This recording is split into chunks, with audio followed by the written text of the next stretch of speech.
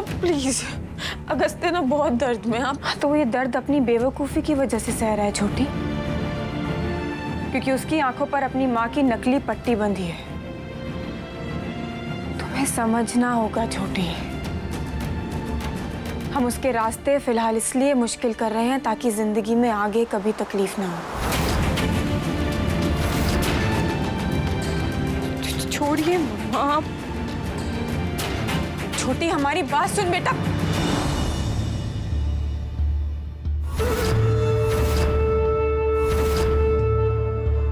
लगता है नाराज होकर चली गई। कहीं तुम हमारे बेटे को अपना घर जमाई बनाने में और अपने करीब करने में अपनी बेटी को खुद से दूर तो नहीं कर रहे? जो दूसरों के रिश्ते तोड़ते हैं उनके खुद के रिश्ते टूट जाते हैं।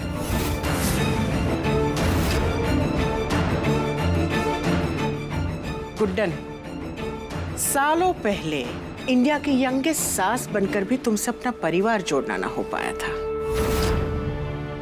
तुम तो रहने ही दो, तुमसे ना हो पाएगा। समधन जी, हो गया तुम्हारा, बोल ली जितना बोलना था। अब अपनी समधन जी की सुनो। और असल में ना वक्त भी बहुत हो गया किसी को सुनाए हुए। लगभग 20 साल। तो क्या है ना पुष्पा रानी, 3 बातें ना गुड्डन से कभी मत बोलिएगा। पहली, कि हमसे कुछ ना हो पाएगा। दूसरी, कि तुम जैसी सीन में नई नवेली आई विलेन हमसे हमारी विरासत छीन लेगी। और तीसरी, अपनी ये बेफिजूल हरकतें करती रहो, तीसरी बहुत जल्द समझ जाओगी। और हाँ, नए नए ये तरीके अपनाने लगी हो ना अपनी बात मनवाने के लिए, इससे कई बड़े बड़े अतरंगी तरीके करके छोड़ दिए हमने, और वो भी अच्छे कामों के लिए। और होगा वही जो आज तक होता आया है, सच्चाई की जीत। और गुड्डन अक्षत जिंदल हमेशा सच का साथ देती है।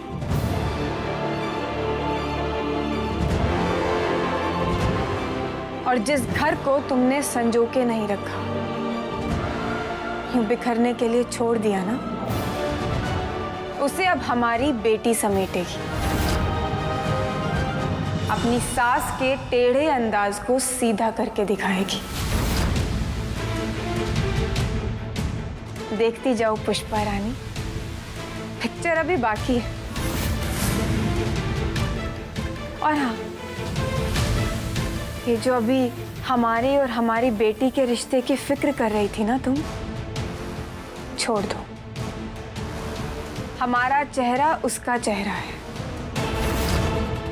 हमारी सोच उसकी सोच है, हमारा नाम उसका नाम है।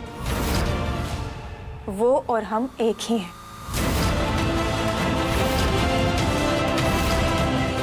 अगर फिक्र करनी है ना तो अपने बेटे के साथ अपने रिश्ते की करो।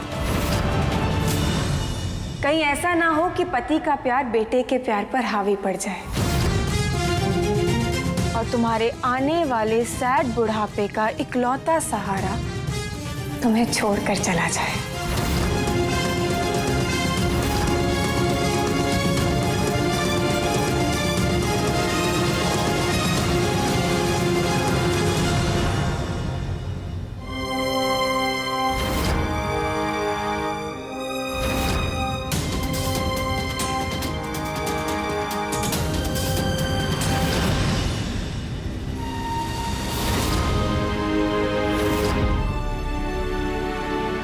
अपनी माँ से इतना प्यार करते हो तुम,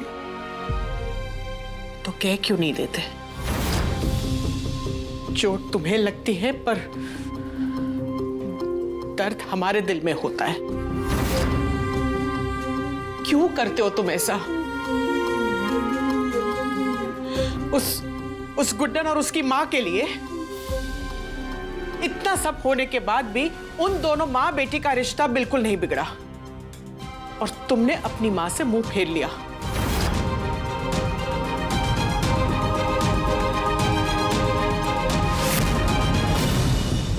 ये जो सब भी हो रहा है ना माँ, उसका इकलौता जिम्मेदार पता है कौन है? आप।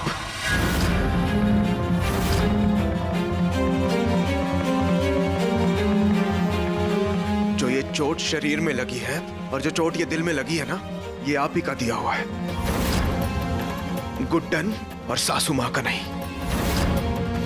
बचपन में मुझे हॉस्टल भेज दिया, जवानी में अपने पैरों पे ढंग से खड़ा भी नहीं हुआ मैं, और आपने मुझे निया के मत्थे मर दिया। मेरी शादी करवा दी उससे। क्यों?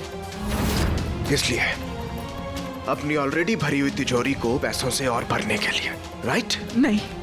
और इसीलिए छीना था ना आपने गुड्डन से उसका रेस्टोरेंट, और वो पाप भी आपने मुझसे करवाया। और उसके बाद क्या किया आपने? जबरदस्ती मेरी दूसरी शादी करवाई ताकि निया के मत्थे से आप वो 5 होने का कलंक हटा सके। तो सवाल ये नहीं है माँ कि मैं बदल क्यों गया, आपसे मैंने नजरें क्यों फेर ली। सवाल ये है कि मैं अब तक आपसे बात क्यों कर रहा हूँ। सवाल ये है कि आपके इतना कुछ करने के बाद भी मैंने आपको अपनी जिंदगी में क्यों रखा है, उस जिंदगी में जिसको बर्बाद करने की आपने कोई कसर नहीं छोड़ी। चिकू, चिकू बेटा, हाँ, हमने जो... क्या बेटा माँ? हाँ, जवाब नहीं है ना माँ? नहीं है ना? मेरे पास है, मैं बताता हूँ क्यों। मैं अब तक आपके साथ इसलिए हूं क्योंकि गुड्डन ने मुझसे कहा है। पता है आपको, मेरा प्यार, मेरी लाइफ, मेरी गुड्डन, उसका कहना है चाहे मां कैसी भी हो, लेकिन एक बेटा अपनी मां को कोई भी सजा देने का हकदार नहीं होता, और ना ही इस उम्र में उसे छोड़ सकता है। तो प्लीज, इसलिए आप अपनी गलतियां दूसरों के मत्थे मढ़ना बंद कर दीजिए। अपनी गलतियों के लिए किसी और को जिम्मेदार ठहराना बंद कर दीजिए मां। हाथ जोड़ता हूं मैं आपसे। तुम हमें दोषी मानते हो, लेकिन सजा देने की हिम्मत नहीं रखते, और जब तक हम सजा भुगत नहीं लेंगे तब तक तुम हमें माफ नहीं करोगे।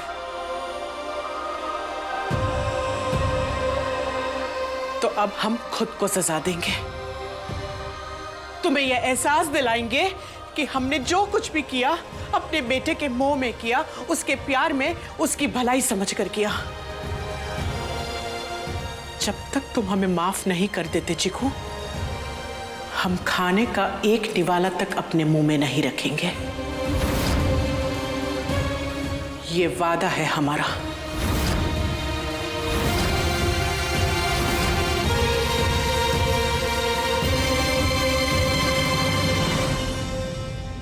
वो कागज देख वापस।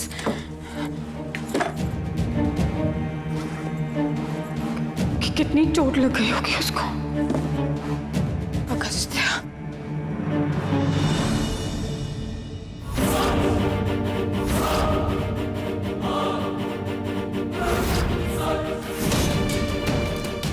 मम्मा प्लीज, प्लीज मम्मा, मुझे प्लीज जाने दीजिए। अभी मत रोकिए, उसे बहुत चोट लगी है। मैं बस अभी आ जाऊंगी, प्लीज मम्मा। ये चोट तो भर जाएगी छोटी, लेकिन अगर आज तुम उससे मिलने गई, वो अपना फैसला लेने में कमजोर पड़ जाएगा। मम्मा, फिर जो चोट पुष्पा जी ने दी है वो कभी नहीं भर पाएगी। तुम बेटी हो हमारी, तुम्हारा कभी बुरा नहीं चाहेंगे हम।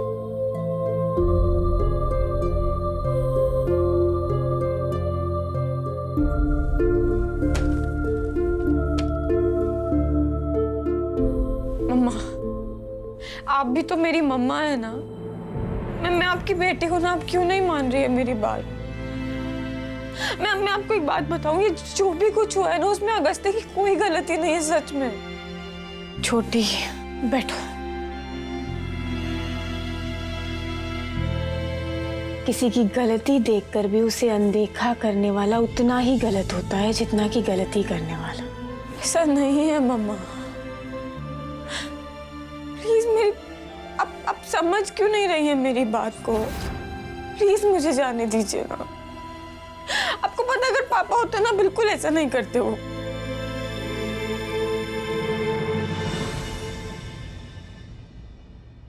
पापा की बहुत याद आ रही है। बहुत प्यार करती हो ना उनसे। अच्छा एक कहानी सुनाए क्या तुम्हें? पता है छोटी, जब हम नई नई शादी करके जिंदल भवन आए थे ना, तो हमने देखा कि जिंदल साहब ना अपनी बहुओं से बहुत प्यार करते थे। हमें तो सीधी आंख देखते तक नहीं थे। हमेशा उनका सपोर्ट करते थे। और हम इतनी सी उम्र में 3-3 बहुओं की सास बन गए, तो अनबन होनी तो जायज है। और एक बार तो दुर्गा बहू ने, यानी तुम्हारी डीजे ने ना, हमारे पापा की बहुत इंसल्ट की। बहुत गुस्सा आया था हमें।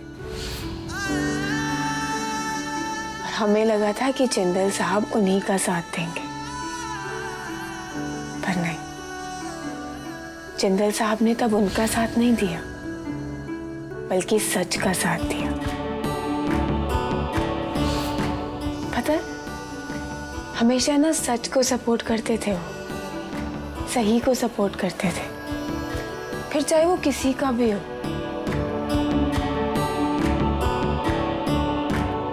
हमारी ना सही तो अपने पापा की बात मान ले। छोटी, पता है, जो लोग दिल से सोचते हैं ना, वो बहुत स्पेशल होते हैं। लेकिन इसका मतलब ये तो नहीं ना कि हम दिमाग लगाना छोड़ दें, हम स्ट्रांग ना बने। आपकी हर बात से अग्री करती हूँ मैं मम्मा, पर एक बात बताइए, आप भी तो हमेशा एक अच्छी बहू, एक अच्छी पत्नी बनकर रही ना। मतलब चाहे जितनी भी प्रॉब्लम्स हुई, आपने अपनी बहू होने का फर्ज, अपनी पत्नी होने का फर्ज कभी नहीं छोड़ा ना, हमेशा निभाया ना आपने। तो फिर मैं मम्मा, मैं कैसे अपने पति को, अपने ससुराल को, अपने फर्ज कैसे छोड़ सकती हूँ मैं मम्मा? आप ही तो कहती है ना और कि बेटी का घर शादी के बाद उसका ससुराल होता है। तो फिर मम्मा, और अब जब ये मेरे रिश्ते, मेरा ससुराल मुझसे टूट रहा है, तो फिर मैं क्या बचाना नहीं चाहूंगी? और आप भी तो नहीं चाहेंगी ना कि ऐसा हो? जाने दीजिए ना मुझे प्लीज, प्लीज मम्मा।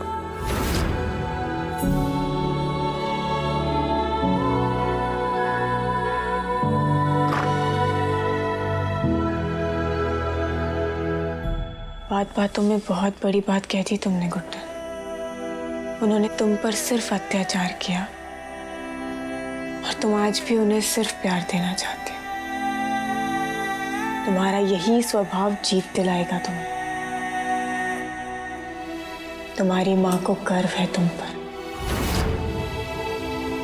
और हम एक कठोर माँ बनकर तुम्हें स्ट्रांग बनाते चले जाएंगे, हमारी प्यारी छोटी गुड्डन।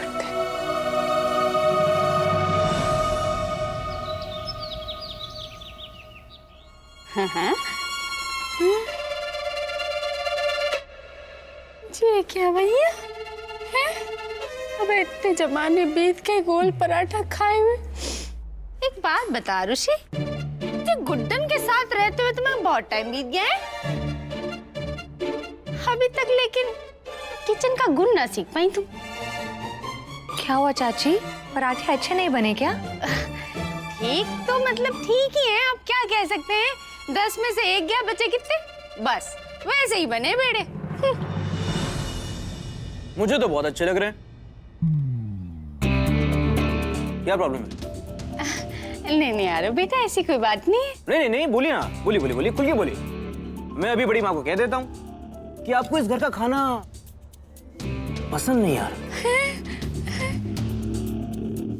चलता करेंगी आपको। ओ भैया, मम्मी से ऐसे कैसे बात कर रही है? मेरी मम्मी से तमीज से बात करियो। ओ मम्मी के चमचे, तुझे भी समझा रहा हूं। तुम सब यहाँ पे इसलिए हो क्योंकि छोटी चाहती है कि उसका ससुराल भी उसके साथ में रहे। अगर आप सबके दिमाग में ये चल रहा है ना अपनी घमंडी पुष्पा जी की जगह लेने के बारे में, तो इस चीज को तो अपने दिमाग से बहुत अच्छे से निकाल दो। वो बेचारी तो क्लीन बोल रही थी, लेकिन आप सब हिट विकेट होंगे, वो भी बेइज्जत होकर आउट। अरे नहीं नहीं आरो बेटा, बिल्कुल नहीं। जी हमसे गलती होगी, क्षमा कर दो। है देखो, गुस्से को ऐसे ऐसे लंबी लंबी सांसें लेके शांत कर लो। है खाना बहुत अच्छा बना है। तुझे बोलने की क्या जरूरत है? हम बोल तो रहे। सॉरी आरो बेटा। आरुषि ऐसा करो, हमारे लिए गर्मा गर्म पराठा और थोड़ा मक्खन, वो भी सफेद वाला ले आना है। जी। सॉरी बेटा, खाओ खाओ। है गुस्सा नहीं करते। तू मत बोला कर, समझ रही है?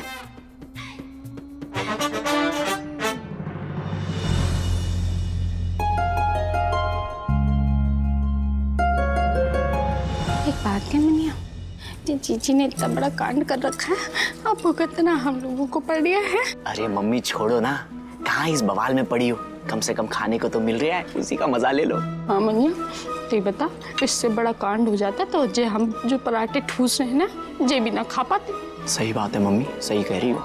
ऐसे ना जीजी को तो किसी ने रोटी के लिए भी ना पूछा होगा, ना ही गन्ने के दाने के लिए। जे मिल लिया ना, ऐसे हंस के चिखा ले। पता नहीं ताई जी का क्या हो रहा होगा।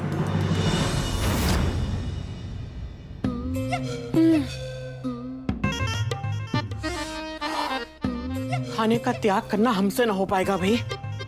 अच्छा तुम खाना ले आई, भूख के मारे जान निकली जा रही थी हमारी। ऐसे ही थोड़ी ना आप इतनी हट्टी कट्टी हैं।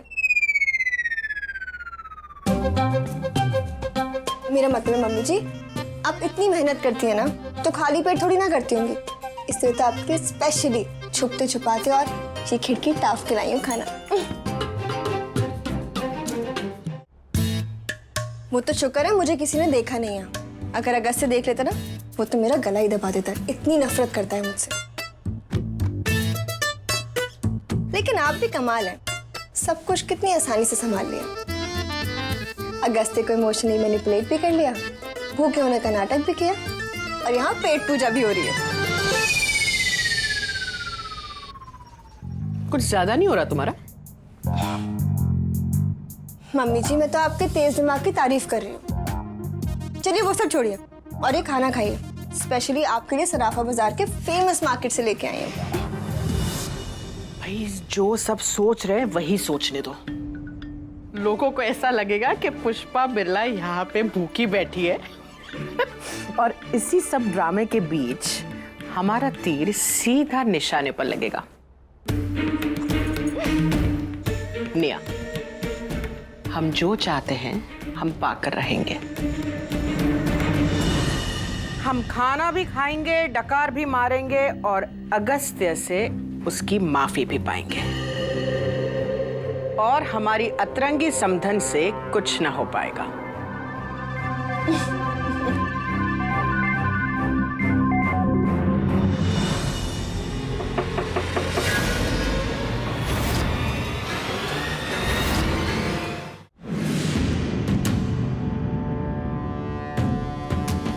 कौन हो सकता है मम्मी जी? जो भी होगा हम संभालेंगे। तुम जल्दी से पहले ये खाना छुपाओ, जाओ।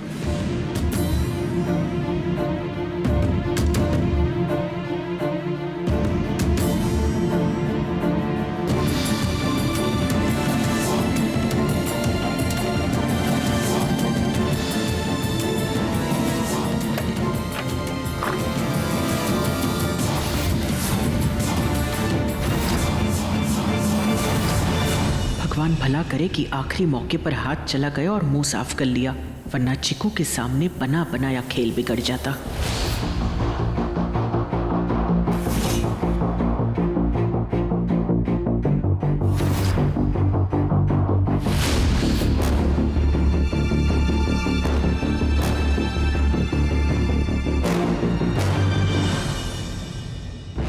क्यों आए हो तुम यहाँ? तुम्हें क्या फर्क पड़ता है तुम्हारी माँ भूखी रहे, प्यासी रहे या फिर इस घर को छोड़कर चली जाए? बहुत बदल गए हो तुम।